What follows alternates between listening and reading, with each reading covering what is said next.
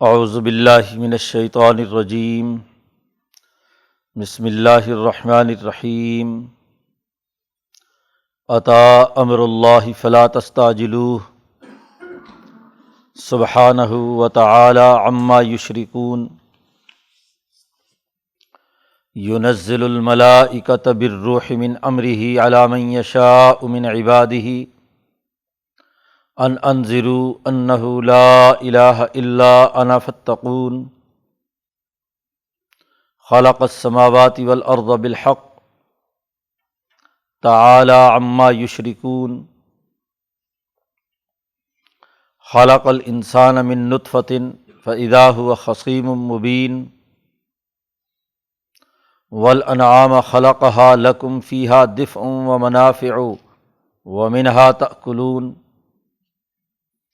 وَلَكُمْ فِيهَا جَمَالٌ حِينَ تُرِيحُونَ وَحِينَ تَسْرَحُونَ وَتَحْمِلُ أَثْقَالَكُمْ إِلَى بَلَدٍ لَّمْ تَكُونُوا بَالِغِيهِ إِلَّا بِشِقِّ الْأَنفُسِ إِنَّ رَبَّكُمْ لَرَءُوفٌ رَحِيمٌ وَالْخَيْلَ وَالْبِغَالَ وَالْحَمِيرَ لِتَرْكَبُوهَا وَزِينَةً وَيَخْلُقُ مَا لَا تَعْلَمُونَ وعلی اللہ قصد السبیل ومنہا جائر ولو شاء لہداکم اجمعین صدق اللہ العظیم۔ یہ سورۃ النحل کا پہلا رکوع ہے، یہ بھی مکی سورت ہے۔ اس سے پہلے 6 سورتیں لوامیر ستہ جنہیں کہا جاتا ہے وہ گزر چکی ہیں۔ ان 6 صورتوں میں قرآن حکیم نے اپنے پیغام کی دعوت دی ہے انسانیت کے نام انبیاء علیہم السلام کے قصص کے تناظر میں۔ یہاں سے سورۃ النحل سے لے کر زمر تک 24 صورتیں ہیں۔ ان صورتوں میں قرآن حکیم کے بین الاقوامی پیغام، بین الاقوامی انقلاب کی دعوت ہے۔ پچھلی 6 صورتوں میں قومی انقلاب کے حوالے سے، کسی قوم کی تعمیر و تشکیل کے حوالے سے انبیاء کی جو جد و جہد رہی ہے ان کا تذکرہ ہے۔ چونکہ آپ صلی اللہ علیہ وسلم سے پہلے انبیاء علیہم السلام اپنی اپنی قوموں کی طرف مبعوث ہوئے تھے، تو یوسف علیہ السلام کا تفصیلی قصہ بیان کیا گیا، اسی طرح شعیب علیہ السلام، نوح علیہ السلام، دیگر انبیاء کے واقعات بیان کیے گئے، موسیٰ علیہ السلام، جنہوں نے اپنی اپنی اقوام میں قومی انقلابات پیدا کیے۔ حضرت محمد مصطفیٰ صلی اللہ علیہ وسلم وہ نبی ہیں کہ جو تمام اقوام عالم کی طرف مبعوث ہوئے ہیں، اس لیے بین الاقوامی انقلاب پوری عالم انسانیت کو اس پیغام سے منور کرنا، یہ حضور صلی اللہ علیہ وسلم کی نبوت کا ہدف ہے۔ پچھلی 6 صورتوں میں انبیاء کے واقعات کے تناظر میں حضور کی جو ایک قومی انقلابی جدوجہد ہے، حجاز میں، قریش میں انقلاب برپا کرنے کے حوالے سے جو آپ کا کردار ہے وہ بتلایا گیا ہے۔ اور یہاں سے 24 صورتوں میں آپ صلی اللہ علیہ وسلم کی جد و جہد کا آفاقی پہلو جو کل قومی بنیادوں پر ہے، اس کے اصول اور ضابطے بیان کیے جا رہے ہیں۔ سب سے پہلے اس صورت میں بنیادی اصول آفاقی سطح پر بیان کیے جا رہے ہیں کہ ہر قوم کو ان بنیادی اساسی امور کو پیش نظر رکھنا ہے۔ چنانچہ اس صورت مبارکہ میں ایک بنیادی اعلان تو یہ کیا گیا کہ تمام اقوام عالم کی طرف جو ہم نے انبیاء بھیجے تھے وہ ایک آفاقی قانون کے مطابق قومی سطح پر انقلاب لانے کے لیے تھے، اور اس بنیادی قانون کا اعلان اس صورت میں کیا گیا، وَلَقَدْ بَعَثْنَا فی کل امت رسولا ان اعبدوا اللہ واجتنبوا الطاغوت۔ اس صورت میں یہ اعلان کیا گیا کہ ہر امت اور قوم کی طرف جو ہم نے رسول بھیجے تھے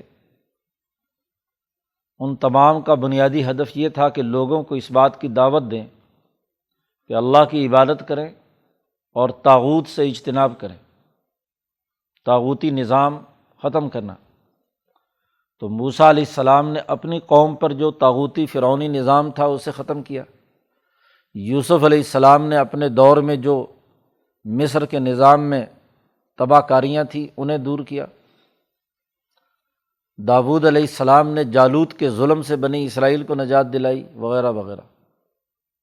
اصول، نظریہ اور فکر یہی رہا کہ خدا پرستی اور انسان دوستی، کہ اللہ کی عبادت کریں اور اس دنیا میں جو طاغوت اور سرکش اور ظالم لوگ ہیں ان سے اجتناب کریں، ان اعبدوا اللہ واجتنبوا الطاغوت۔ طاغوت سے آزادی اور اللہ کی غلامی، یہ فکر اور فلسفہ ہے۔ اس کی اساس پر اسی صورت میں اس بات کا بھی واضح اور آفاقی اعلان کیا گیا کہ ان اللہ یأمر بالعدل والاحسان وایتاء ذی القربى وینہی عن الفحشاء والمنکر والبغی۔ طاغوت سے آزادی کے بعد اپنی سوسائٹی کی تعمیر و تشکیل عدل کے اصول پر ہوگی، عدل کی اساس پر سوسائٹی ترقی کرے گی، دوسرا اصول۔ اور تیسرا آفاقی اصول اسی صورت میں بیان کیا گیا کہ ضرب اللہ مثلا قریۃ کانت آمنۃ، دنیا میں امن و امان قائم کرنا یہ انبیاء علیہم السلام کی جد و جہد کا تیسرا آفاقی اصول ہے، جو تمام اقوام عالم میں ہر قوم میں ہر نبی نے یہ کام کیا ہے، اور اب حضرت محمد مصطفیٰ صلی اللہ علیہ وسلم تمام عالم میں، تمام اقوام میں اس اصول کے نفاذ کی جد و جہد اور کوشش کر رہے ہیں۔ اور اسی صورت میں چوتھا اصول بھی واضح کیا گیا کہ ایسی مطمئن زندگی لوگ بسر کریں، مطمئنۃ یأتیہا رزقہا رغدا من کل مکان، کہ ہر آدمی کو معاشی رزق فراوانی سے ملے، معاشی خوشحالی۔ گویا کہ چار بنیادی اساسی اصول ہے کل آفاق، کل قومی نظام کے، جو اس صورت میں بتدریج پوری ترتیب کے ساتھ قرآن حکیم نے بیان کیے ہیں۔ طاغوت سے اجتناب، عدل و انصاف کا قیام، امن و امان کا نظام، اور معاشی خوشحالی کا اطمینان بخش نظام بنانا، یہ آفاقی اصول ہیں جو اس صورت کا بنیادی موضوع اور ہدف ہے۔ اب یہ صورت مبارکہ مکہ مکرمہ کے آخری زمانے میں نازل ہو رہی ہے، جب حضور صلی اللہ علیہ وسلم بین الاقوامی نظام بنانے کے لیے یثرب جا کر اسے دنیا کا مدینہ عالم بنانا چاہتے ہیں۔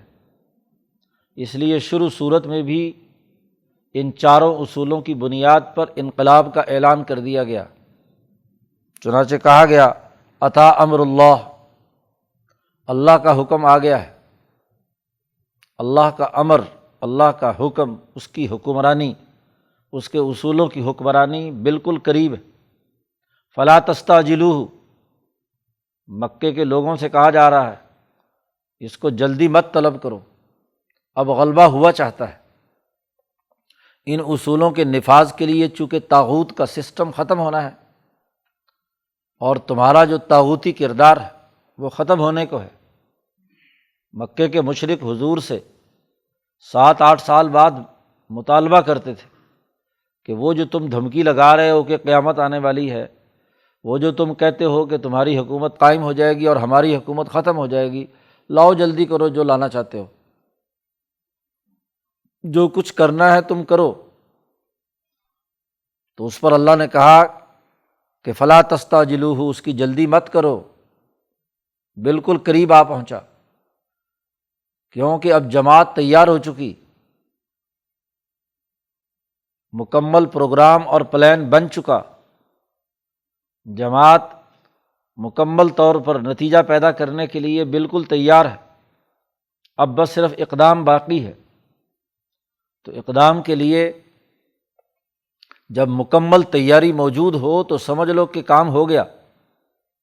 ایک کام کرنے کے جتنے وسائل اور جتنی چیزیں دستیاب ہیں وہ آپ کے پاس موجود ہوں۔ کسی بلڈنگ کی تعمیر کے لیے میٹیریل بھی ہے، پیسے بھی ہیں، مستری بھی ہے، مزدور بھی ہے، ٹیم بھی بنا لی، تمام وسائل جمع ہو گئے، تو بس اب کیا سمجھ لو کہ مکان بن گیا۔ ایسے ہی یہ انقلاب آ گیا۔ مکہ مکرمہ میں حضور نے جو جد وجہد سے جماعت بنائی اور پھر مدینہ منورہ سے آنے والے انصاری، اوس اور خزرج مسلمان ہو گئے، انہوں نے اپنی جان مال تن من دھن قربان کرنے کا عزم اور ارادہ کر لیا۔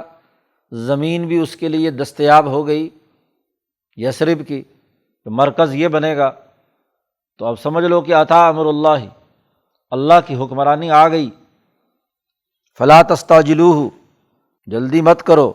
سبحانہ وتعالی عما یشرکون، اللہ بہت پاک ہے اور بلند تر ہے اس سے جو یہ لوگ اللہ کا شریک ٹھہراتے ہیں۔ اللہ کی حکمرانی کا وقت آ پہنچا ہے۔ شرک اور کفر کے گھٹا ٹوپ اندھیرے ختم ہونے کو ہے۔ طاغوتی نظام اللہ کے مقابلے میں خدائی کے دعوے دار فرعون، نمرود، ان کے خاتمے کا وقت ہے۔ اس لیے اللہ کی بلندی اور تسبیح کا اعلان کیا گیا کہ سبحانہ وتعالی عما یشرکون۔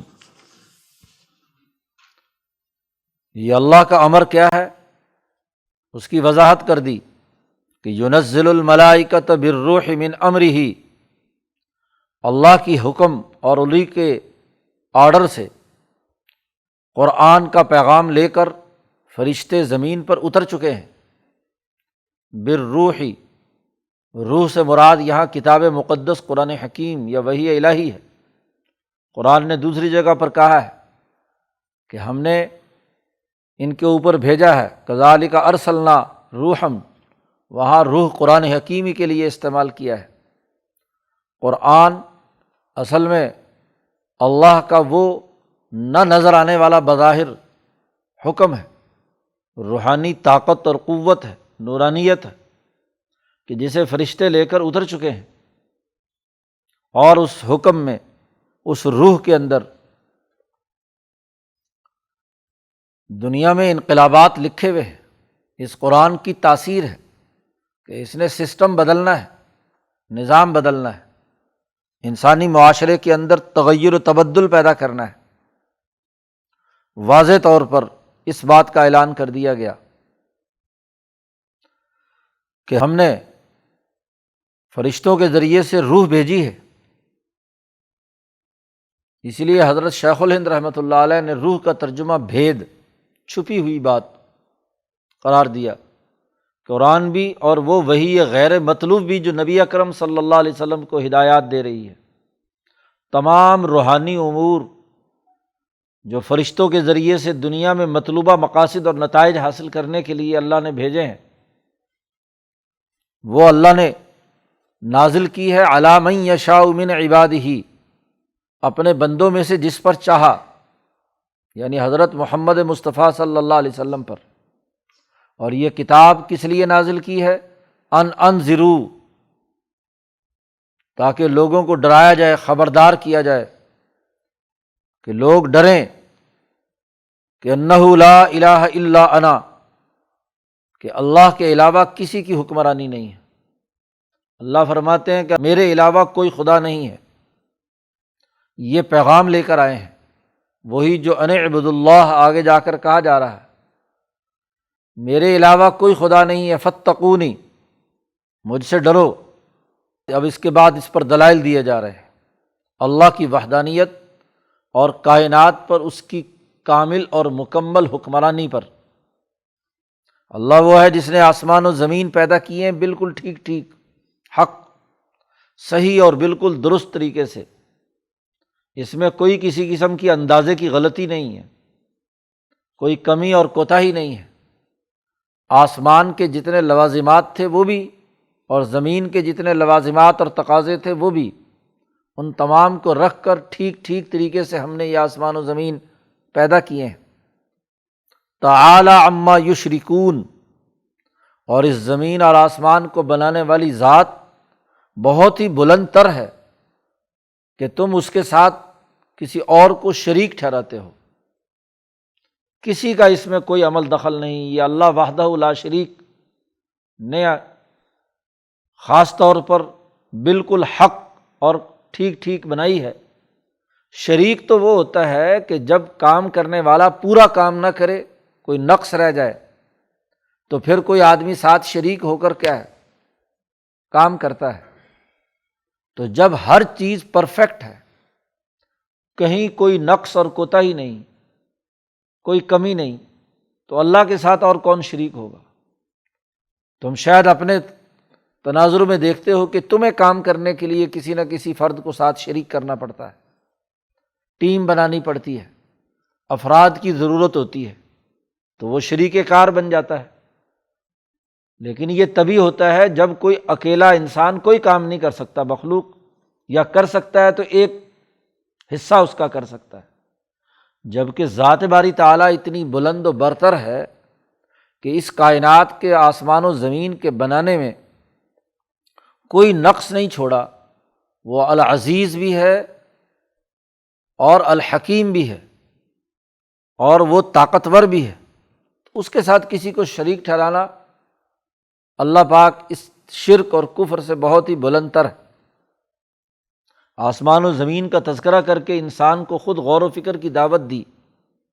خلق الانسان من نطفۃ، ہم نے انسان کو پیدا کیا ہے نطفے سے۔ عجیب بات ہے کہ وہ قطرہ جو خود حرکت نہیں کر سکتا تھا، بدن پر لگ جائے تو دھوتے ہیں، ناپاک گھن آتی ہے، اس نطفے سے یہ چلتا پھرتا انسان ہم نے بنا دیا، اور آج یہ بڑا ہو کر کہتا ہے فَإِذَا هُوَ خَصِيمٌ مُبِينٌ، جھگڑا کرنے لگا، واضح طور پر بولنے لگا، جھگڑا بھی کرتا ہے اور بولتا بھی ہے۔ یہ طاقت اور قوت کس نے پیدا کی ہے؟ پیدا کرنے والا وہ ہے۔ اس قطرے کو باہر پھینک دو تو اس کی کوئی حیثیت نہیں، اس ناپاک قطرے سے تم ماں کے پیٹ میں 9 مہینے رہے، تمہاری نشو و نما اور ارتقاء ہوا، وہاں سے نکلنے کے بعد اس کو روڑی پہ پھینک دیا جائے تو اس کی کیا حیثیت ہے؟ نہ کھا سکتا نہ پی سکتا، مر کھپ کر کوڑے دان کا حصہ بن جائے۔ لیکن سسٹم بنایا کہ ماں باپ کے دلوں میں محبت پیدا کی، انہوں نے مصیبتوں اور مشقتوں سے پالا پوسا بڑا کیا۔ آج یہ بڑا ہو کر اس تکبر اور انتہا پر ہے کہ اللہ سے جھگڑے کرتا ہے، سینگ پھنساتا ہے، زبان درازی کرتا ہے، بولتا ہے۔ حضرت نے بڑا اچھا ترجمہ کیا، جھگڑا کرنے والا بولنے والا۔ جھگڑے اور خصم کا تعلق دل کی نفرت اور سوچ کی خرابی سے ہوتا ہے، اور پھر اس جھگڑے کو زبان پر بھی لائے، دوسرے کو گالی گلوچ کرے، بدتمیزی سے پیش آئے، اللہ کے ساتھ زبانی شرک اور کفر کرے، کہ اس انسان کے ارتقاء اور تخلیق میں کتنا بڑا ہمارا ہاتھ ہے، اور پھر یہ جھگڑتا ہے۔ ذرا غور کرو، یہ تو انسان ہے۔ وَالْأَنْعَامَ خَلَقَهَا لَكُمْ، ہم نے جانور بنائے تمہارے لیے، چوپائے، گائے بیل بھینس اونٹ، یہ تمہارے لیے بنائے۔ لَكُمْ فِيهَا دِفْءٌ، تمہارے لیے اس میں گرمی سردی سے بچاؤ کے لباس ہے۔ دفء، سردی شدید ہو تو لحاف، بالوں سے اون سے ان کے بال کاٹتے ہو تم جانوروں کے اوپر سے، اور ان سے کیا ہے، بڑی اچھی رضائی وضائی بناتے ہو، کمبل بناتے ہو، تو تم سردی سے بچتے ہو انہی کی اون سے۔ اور بہت سارے منافع ہیں تمہارے لیے ان جانوروں میں کہ ان پر سواری کرتے ہو۔ اور وَمِنْهَا تَأْكُلُونَ، اور ان میں سے کچھ جانور تم کھا بھی جاتے ہو۔ روزانہ کتنے جانور ذبح کرتے ہو اور کتنے کھا جاتے ہو؟ اگر تمہیں یہ گوشت دستیاب نہ ہو، یہ غذا دستیاب نہ ہو تو تم باقی رہ سکتے ہو؟ غور و فکر کرو۔ مِنْهَا تَأْكُلُونَ۔ پھر یہی نہیں، ذرا اپنی اس ارتفاقات کی حالت کو دیکھو کہ تمہارے لیے جانور پیدا کیے جس سے تمہیں گرمی سردی سے بچاؤ کا لباس، دیگر بہت سارے فوائد، اور اس سے تم کھاتے بھی ہو، اور وَلَكُمْ فِيهَا جَمَالٌ، تمہارے لیے ان میں بڑی عزت ہے، جمال خوبصورتی اور عزت ہے۔ ان کے بنے ہوئے لباس جب تم زیب تن کرتے ہو تو تم بڑے فخر سے اپنی خوبصورتی دوسروں کو دکھاتے ہو، وقار تمہیں حاصل ہوتا ہے انہی جانوروں سے ہی۔ کب؟ جب تمہارے جانور چرنے کے لیے جاتے ہیں، حین تریحون وحین تسرحون، جب تم شام کو اتنا بڑا ریوڑ جانوروں کا، اونٹوں کا، گایوں کا، بیلوں کا، بھینسوں کا، بکریوں کا، اور اب تو اونٹ ہی چراتے تھے، لیکن دنیا کی باقی اقوام چونکہ بین الاقوامی کل قومیں یہاں پیش نظر ہیں، تو کوئی بکریاں چرانے والے ہیں، کوئی بھیڑیں چرانے والے ہیں، کوئی باقی بیل بھینسیں رکھنے والے ہیں۔ تو یہ جب تم لے کر نکلتے ہو تو تمہاری بڑی عزت ہوتی ہے، لوگ کہتے ہیں واہ جی واہ، اتنے بڑے جانور، اس نے بڑا جانور والا، بڑی عزت والا آدمی، بڑا مال ہے اس کے پاس، اس لیے مال کہتے ہیں پنجابی والے کہ تمہارے پاس کتنا مال ہے، یعنی کتنے جانور ہیں، اور اس جانور کی بنیاد پر ہی عزت ہوتی ہے۔ کسی کے پاس 100 بکریاں ہیں، 200 بکریاں ہیں، تو اس کے حساب سے اس کی عزت ہوتی ہے۔ اور وحین تسرحون، اور جب صبح کو تم انہیں چرانے کے لیے لے کر جاتے ہو، جب بستی میں سے تمہارا ریوڑ گزرتا ہے تو سینہ فخر سے تنا ہوا ہوتا ہے، اس چرواہے کا جو اس کے پیچھے ہے، جو اس کا مالک ہے، چرانے کے لیے نکل رہا ہے، وہ اس علاقے کا چودھری بنتا ہے۔ اور جب واپس لے کر آتے ہو تو تب بھی لوگ منظر دیکھتے ہیں، تو اس وقت بھی تمہارے لیے بڑی عزت ہوتی ہے، اور ویسے بھی مال و دولت کو تم عزت کا ذریعہ بناتے ہو۔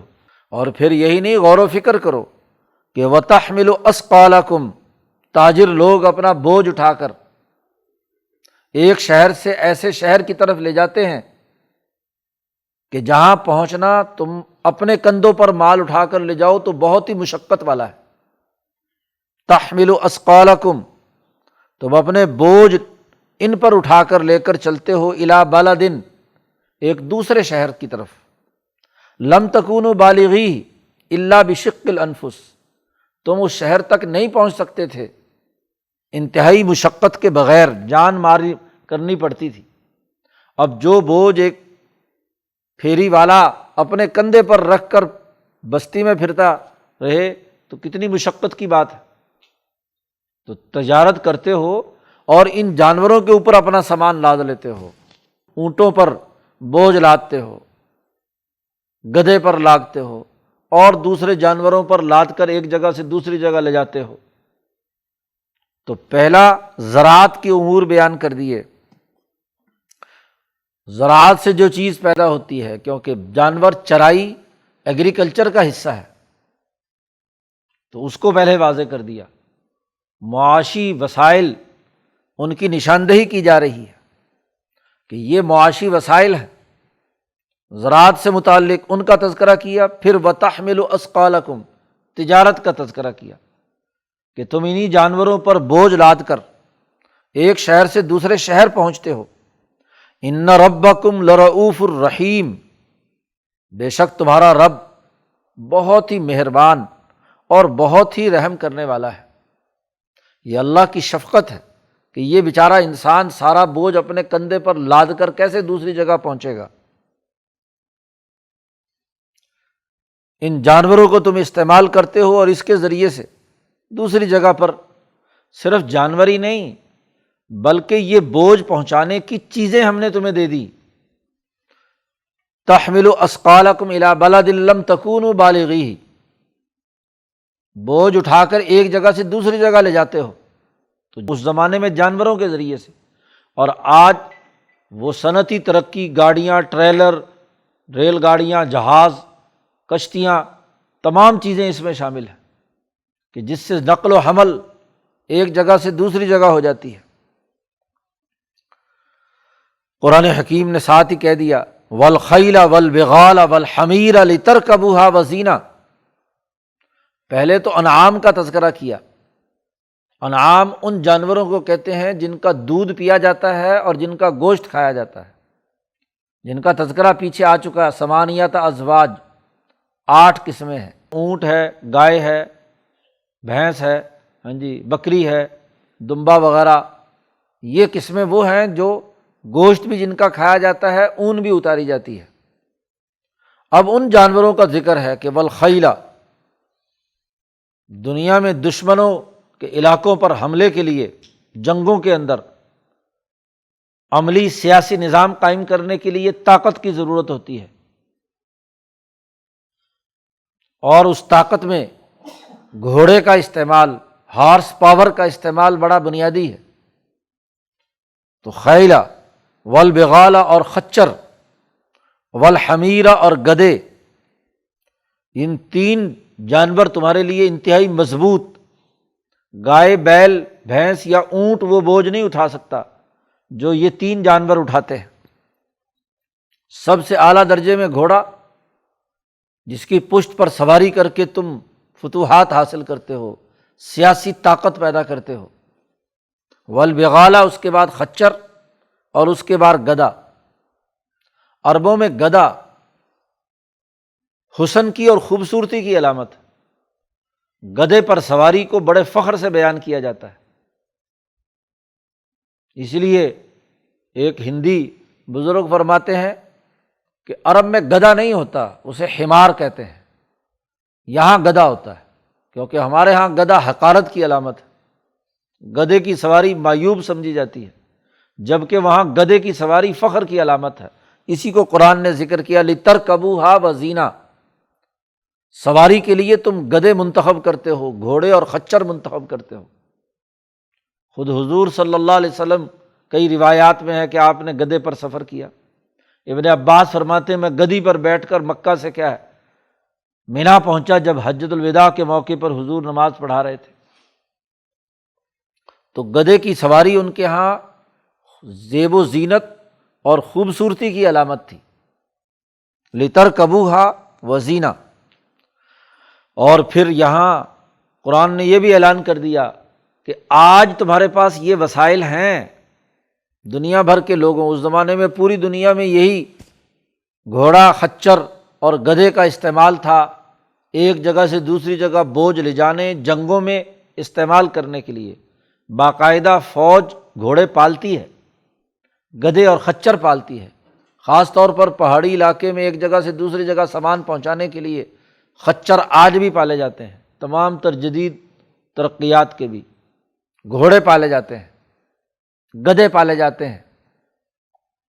یہ جنگی حکمت عملی کا ایک حصہ رہا ہے، اور اللہ نے کہا کہ یہ تو آج کی بات ہے، ابھی تو دنیا مستقبل میں جو غلبہ ہونے والا ہے، یخلق ما لا تعلمون، ابھی مزید اللہ میاں چیزیں تخلیق کرے گا تمہارے لیے، ایسی جن کو تم نہیں جانتے۔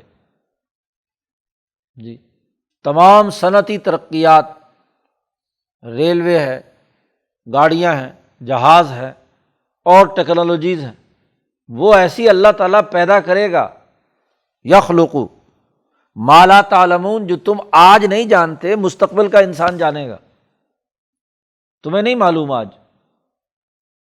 تو تمام حکمرانی کے جو دستیاب وسائل ہونے چاہیے، زراعت، تجارت، صنعت، سیاست، جہاد، اس کے لیے تمام طاقتوں کا اعلان کر دیا۔ تو جب یہ ساری چیزیں تیار ہیں تو عطا امر اللہ، اللہ کا حکم، اللہ کی حکمرانی آ پہنچی ہے۔ اور اللہ کا ارادہ ان تمام معاملات میں کیا ہے؟ یہ اللہ کا امر آئے گا، اللہ کی حکمرانی قائم ہوگی تو کیا ہے؟ علی اللہ قصد السبیل، اور اللہ تک پہنچتا ہے سیدھا راستہ۔ سیدھا راستہ قائم کرنا مقصود ہے اس انقلاب سے، راستے کا قصد، درست راستہ، اقتصادیات، میانہ روی، نہ ادھر کی انتہا نہ ادھر کی انتہا۔ اور بعض راستے ایسے ہیں جو ظلم والے ہیں، وَمِنْهَا جائر، تو ظلم کے راستوں سے نکال کر عدل کے قصد السبیل کی طرف لانا، یہ اللہ پر لازم ہے۔ جب اللہ دنیا میں یہی کام کرنے کے لیے ہے تو اب یہ انقلاب آیا چاہتا ہے۔ اس انقلاب کا بنیادی مقصد ہے کہ اس کے ذریعے سے عدل و انصاف کا نظام قائم ہو، جائر ظلم والا نظام قابل قبول نہیں ہے۔ باقی رہی یہ بات کہ ہم نے مہلت دی ہے اور یہ پیغام ہم دوسروں تک پہنچا رہے ہیں تاکہ لوگ اپنے ارادے سے اس سچے پیغام کو قبول کریں۔ وَلَوْ شَاءَ لَهَدَاكُمْ أَجْمَعِينَ، اگر اللہ طاقت کے بل بوتے پر چاہتا تو تم تمام کو ہدایت دے دیتا، لیکن یہ تمہارے اختیار سے، اپنے اختیار کو استعمال میں لاؤ، اجتناب کرو طاغوت سے اور اللہ کی عبادت اور حکمرانی اور اس کے نظام کو قائم کرنے کے لیے جد و جہد اور کوشش کا راستہ اختیار کرو۔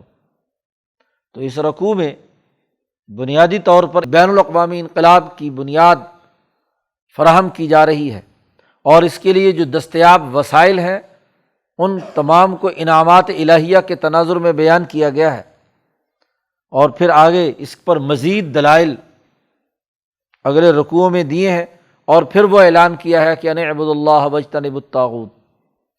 اللہ تعالیٰ قرآن حکیم کو سمجھنے اور اس پر عمل کرنے کی توفیق عطا فرمائے۔ اللہ